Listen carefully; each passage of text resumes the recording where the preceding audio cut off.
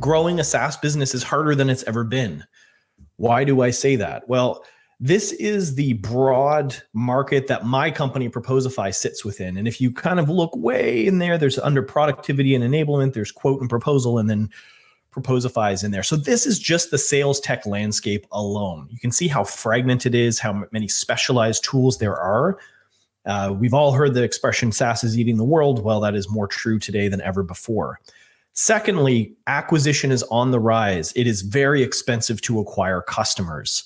And so historically, when Facebook ads were at their peak, before we all could just run Facebook ads and get customers, and it was quite cheap to acquire them. That's not true today. It's more expensive than ever before. A third reason why growing a SaaS business is difficult is because customer expectations are changing all the time.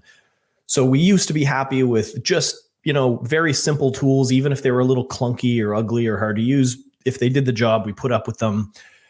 But nowadays, customers expect more. And this was one of my favorite lines from an old Simpsons episode in the 90s, which is, "I'd like a single plum floating in perfume served in a man's hat."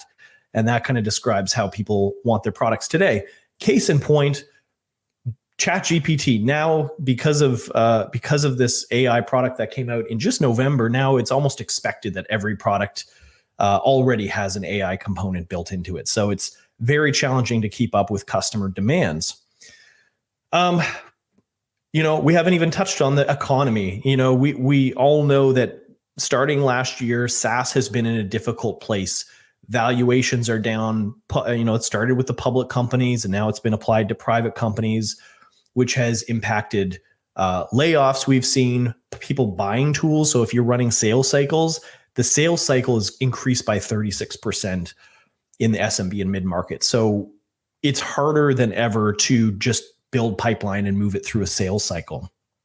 Until recently, really, I hate to say it, you almost didn't even need to try to some degree, right? Like in the boom over the last 5 years, once you found product market fit, it was like, just go out and raise money, which is relatively easy if you've got a sticky product.